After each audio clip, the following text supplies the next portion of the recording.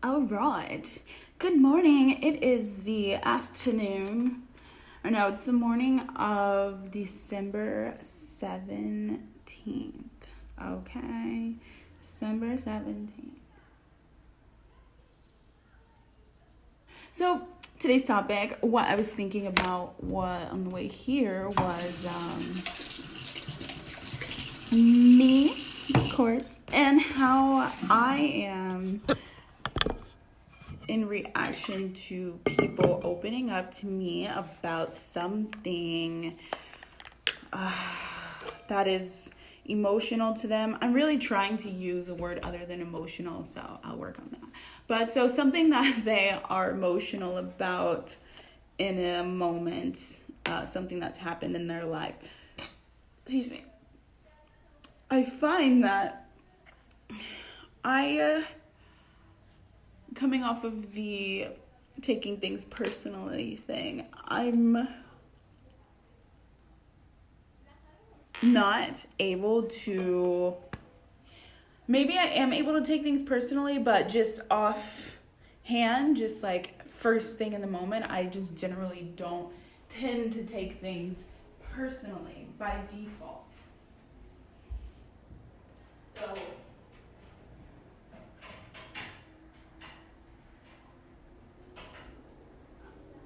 to take things personally by default. So I find that that's where the disconnect is of understanding like what's wrong with somebody in a moment. Like on paper, I'm very great at cognitive empathy and wondering or understanding exactly why someone is upset, because in life, obviously, I have a really broad view and range of experiences, like through obviously myself, people around me, TV, stories, things like that. So, I mean, it's not very hard to understand why somebody would be mad that they just got broken up with or that they ran into somebody, whatever. But for my thing, when met with these kind of people that are emotionally distraught, say someone walks into work and they are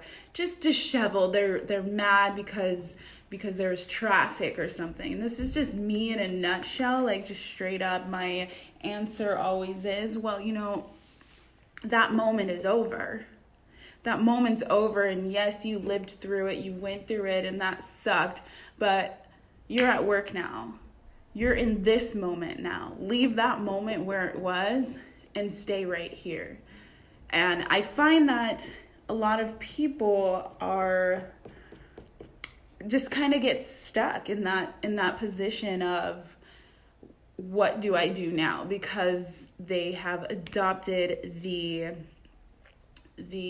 personal role. How dare that person cut me off in the middle of traffic knowing that I'd be going this way, blah blah blah, etc.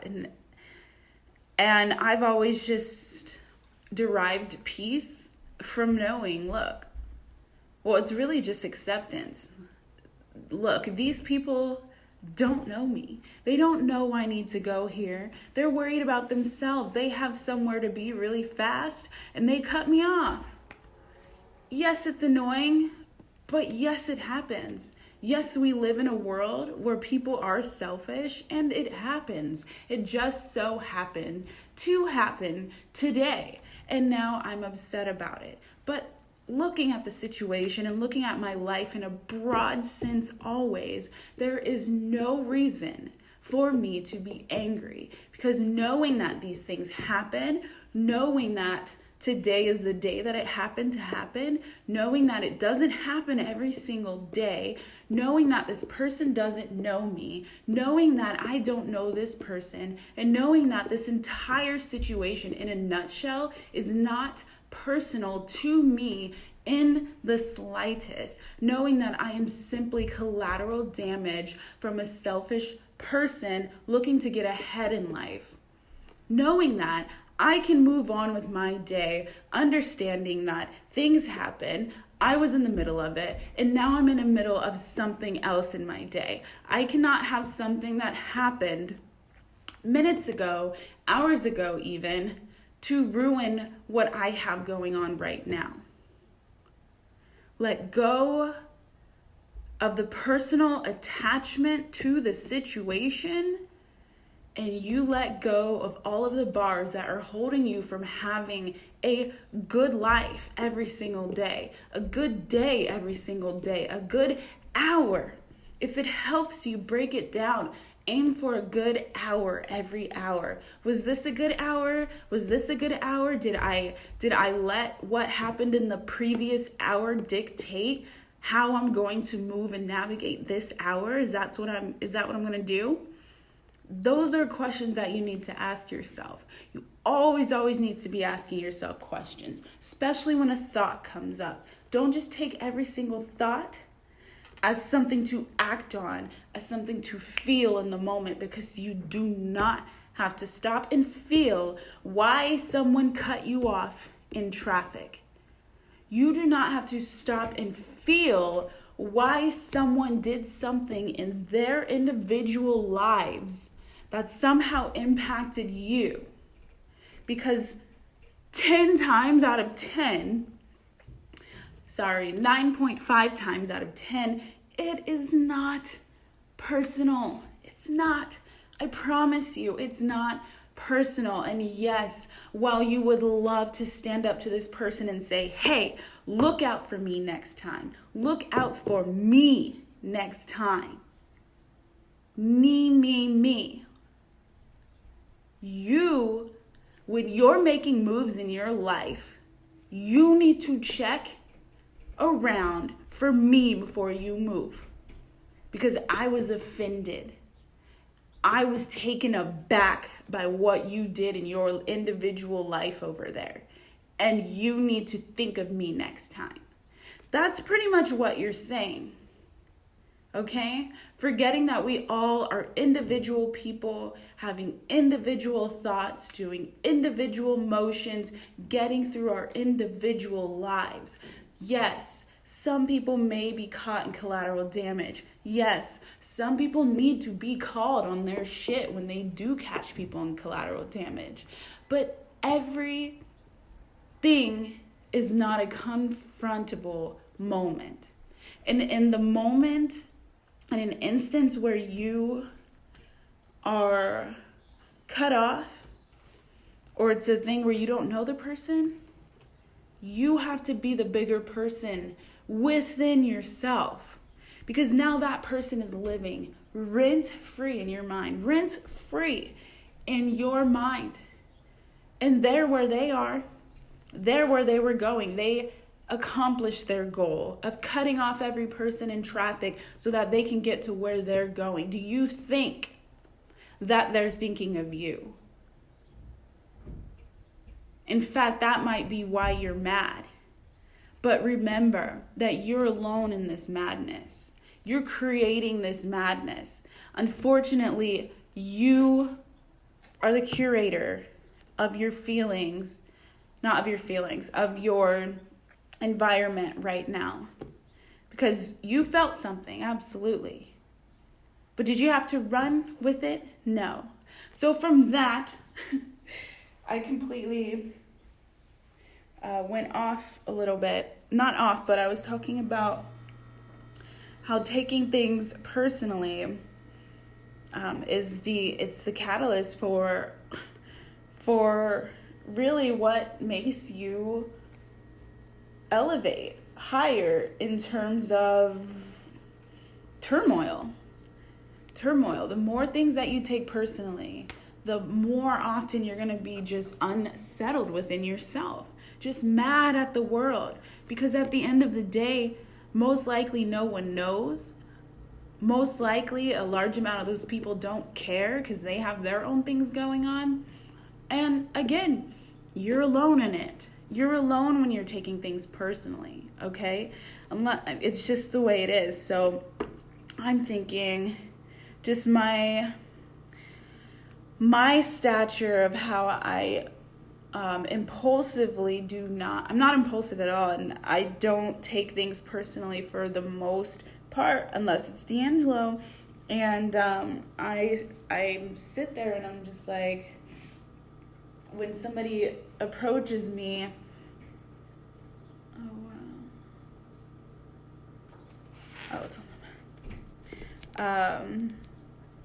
when somebody approaches me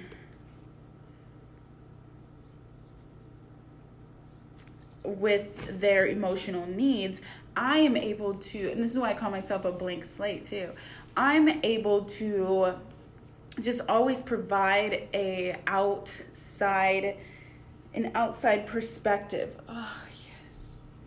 It's amazing.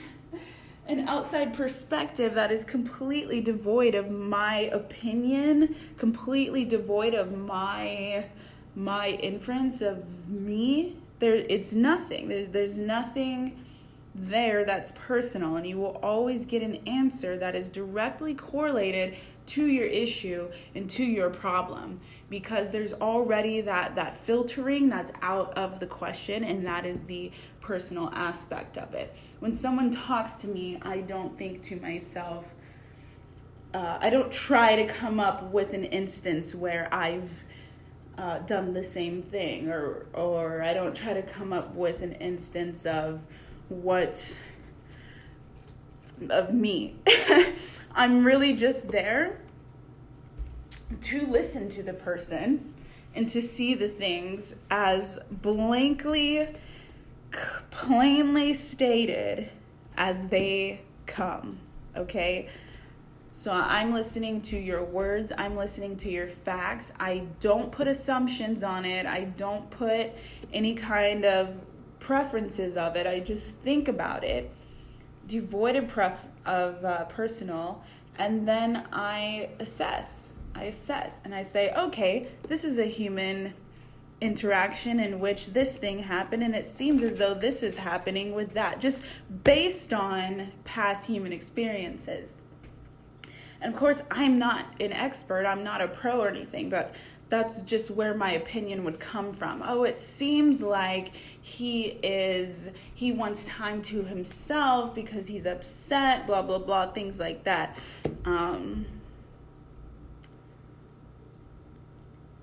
For me, I try not to put myself into people's personal situations, because why would I want to be there? Like, I see how upset they are. Why would I want to now diverge myself into those feelings? So I just think it's better on the outside. It's better being on the outside. Like, if somebody's crying in front of me, I'm good. Like, I'm good. I see the tears and I just say, wow, I hate to see you like this. This sucks. What is the core issue here? Yeah, once you get it together, definitely start talking. Yeah, I'm here to listen. Yeah, anytime you're ready. Like, I'm really good at that. That's why I think I'd be a good therapist and things. One emotion that I do have trouble holding back is laughing. I'm such a fucking laugher. Oh yeah, I was saying this in the other video, how I'll laugh at somebody for like their choices of human attributes that they put together. So I'll like meet someone, I'm like, oh, okay, I see what you're doing, and like they're laughing too, and they're like, what? But I think they can just tell that I just like to say I'm on the outside. I spent so much time on the outside fucking visiting, that's a weird word, observing.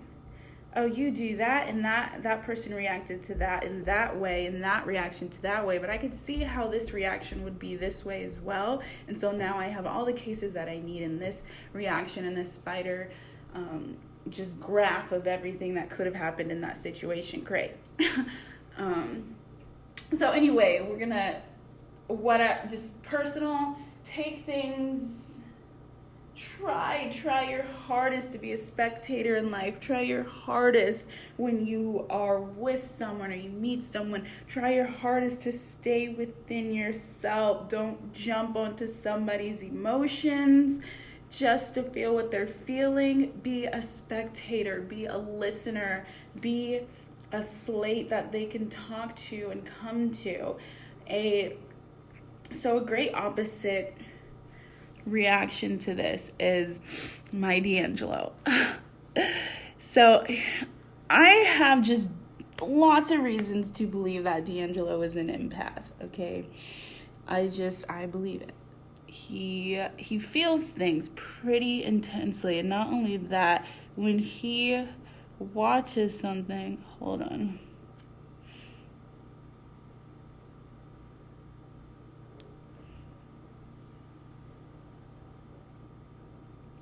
When he watches something, he feels it. When he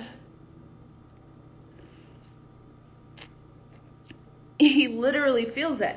And when something's going on, he physically gets uncomfortable, physically feels, and I'm just like, it's very interesting. I mean, it's just something that I've observed. So, additionally, when I come to him and talk to him about anything, hold on.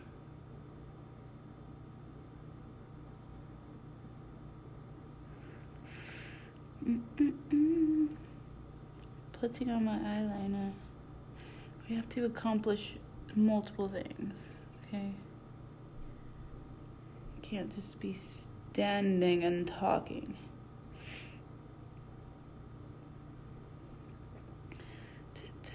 So when I talk to him, I give him an issue that I'm going through. He tends to try to give advice on it. But the main thing that he does is he tells his position and how he's had the same experience or something along those lines.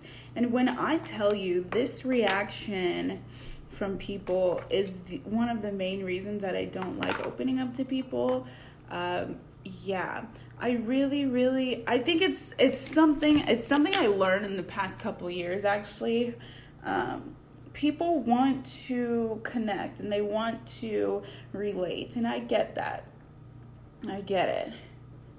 It's just not my thing or my style at all. When I'm talking about me, I want to keep the subject on me.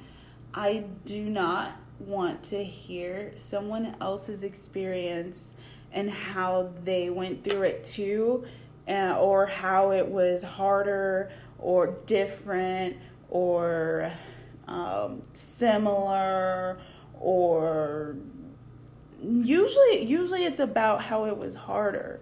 And so it kind of turns into being a competition of a sort, and then you don't really have anything else to say because you end up being on the other side, kind of now coming up to a reaction to a response of what they said based on the scenario that you said. When you went to that person and you wanted to talk to them about something, and then they turned around and gave a duplicate story that's just like yours, what exactly what do people expect to get out of that? Like what is that about? So personally, it's just not my thing. I'd prefer to just keep the conversation on me. And obviously, on top of it, I don't want advice either. I don't want advice. It would be, I don't mind like an input, like an input of what you think about the situation. But what I don't want is how you feel about my situation. I don't want how you feel you would work through my situation. I don't want to hear how you feel you would just anything about what I'm doing. I don't want to hear about your feelings towards my issues, Except D'Angelo. I absolutely do want to hear it from him. But like, this is a broad sense now. So yeah, I mean, I observe that people like that. People like when people are like them. And I'm like, not me. So that's something I learned. I'm different than people in that. And so I've learned more because D'Angelo has been coming more into his socialness. That's his gut reaction, or that's his counter reaction. And then sometimes he won't have anything to say because he's like, oh, I don't know what to tell you. I'm like, there's nothing to tell me. I just want you to listen, and I want you to you can be like, that sucks, or like, whatever. I'm just venting about it, but it ends up being, oh man, let me tell you how sad this was when I went through the same exact thing. I'm like, oh. It's just annoying when you go to vent and then you end up consoling somebody, especially when you're the non-emotional person, because now like that person's emotional about what their shit is, and now you're kind of on the other side. And this is something about humanity that I just really can't stand, is that in life, whoever is the most emotional wins. And like, you can see this in like court cases and stuff. You absolutely, if you ever do anything, you can't be that logical person because I'm telling you, man, I'd be the worst person. If I went to jail, or prison for something and I'm on trial, I'd be the worst because I'm a realist, and I'm like, I'm not going to cry in this fucking case today. We still have days and days and days of this. Like, I'm going to be crying. I'm trying to figure out what's going on next. I'm logical. I don't just cry. And so they'll see you in the courtroom and they're like, look, she didn't cry when they said that this person did this. I'm like, are you serious? That's what you're judging me on? That's what you're judging people on, whether they cry because they're sad? Or it's weird. It's weird, and I'm just like, Judge, would you cry? Judge, are you a crier? Like, can we not? But anyway, so the thing with humanity is that whoever is the most emotional always wins. Whoever cries wins. Whoever is the most angry wins. Whoever is the most passionate, because emotions are interchanged with passion. If you are passionate about something, if you can cry or be angry about something, you're passionate about it. And so the most passionate person wins. So when you use passion, absolutely, passionate person wins. I get you. So with that, it's just interesting. So anyway, I am not that person that's going to counter your issues and your problems with another case that worked in your favor.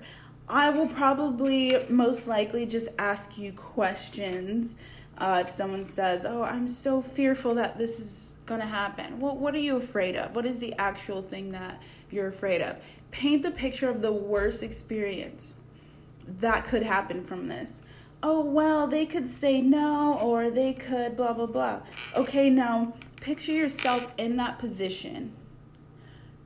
Just that complete opposition of going up against the exact thing that you fear. How do you react? How do you react to that? Well, it's just so scary. Okay, I know it's scary, but look at it. How would you and do you see yourself reacting to that scary situation? Well, I would probably just walk away or go home, or try again later. Okay, let's put you in the position of walking away, going home, or trying again later. Now, does any of those options sound scary or horrible as a conclusion? Going home? No. Walking away? No. Trying again? Yes, that's kind of scary. Okay, so what can we do before you try again, to solidify a better outcome, to make sure that this doesn't happen again, being told no. Well, I can make a plan and I can blah, blah, blah, blah, blah. Great. Okay, so you can make a plan. So how about once I walk away from you right now, you just start writing out a plan. Number from 1 to 5 and write down the 5 steps that you're going to do to make sure that you get a better outcome from this situation. Okay? And then you're going to schedule those 5 steps so that it's right in your planner. That way, when you walk away from this, you won't get re-met by those thoughts of fear again, because you have a plan now and you have nothing to be afraid of. Am I right? Yes, you are so right. And I'm going to write a plan now. Okay, that's great. Do you see how there's nothing about me in that? Do you see how there's nothing about any other human than that human in question, in turmoil, anything? No, because when somebody is distraught, when someone's sad or something's, the whole, it's okay, everybody goes through this. How does that lift anybody? How does that help anybody? And I know that it does. People do like to see other people that are going through their struggle, and I respect that. I understand that. But in the time of getting through something, what is a tangible thing to pull you out? What part of other people go through this too, it's okay? What part of that is a tangible thing to work on? Because I can walk away with an idea. I can walk away with that thought and that idea. Oh, everyone goes through this. Okay, I'm going to go finish my day. But does that do anything? Does that do anything at all? No, it doesn't. But what I did was give this person something to work on, something to see, something to visualize, something to put themselves into. Because a lot of times people cannot see themselves, and I help people see themselves. And that's what I like to do. That's Melanie. That is me in a nutshell. I want to make you love yourself. I want to make you see yourself, because you're looking so much at everybody else that you forget about yourself. Yet takes multiple things personally without the vision even of yourself. That's ego. That's the ego. You need to be able to see yourself, analyze yourself, question yourself. Those questions that I asked, that's for you to ask yourself. That fearful thought pops in. Okay, well, you go the next step. What am I afraid of? Blatantly state your fears. State exactly what you are afraid of. Face it right in the eyeballs and say, this is what I'm afraid of. I used to be the person that's like, oh, I don't want to speak it into existence. Speak that shit. Speak it and devalue that fear. Devalue it, depower it. That fear has no power. The second you speak it is the exact second that you can crush it, because you now have an opponent. Fear is your opponent, and you are now coming up with a game plan to beat your opponent. All right? And you're not backing down, because you are the shit. You are the best, and this is your fucking life. Are you going to lose to you? You're going to lose to you? Go inward. Go inward for your answers, because they're not out there.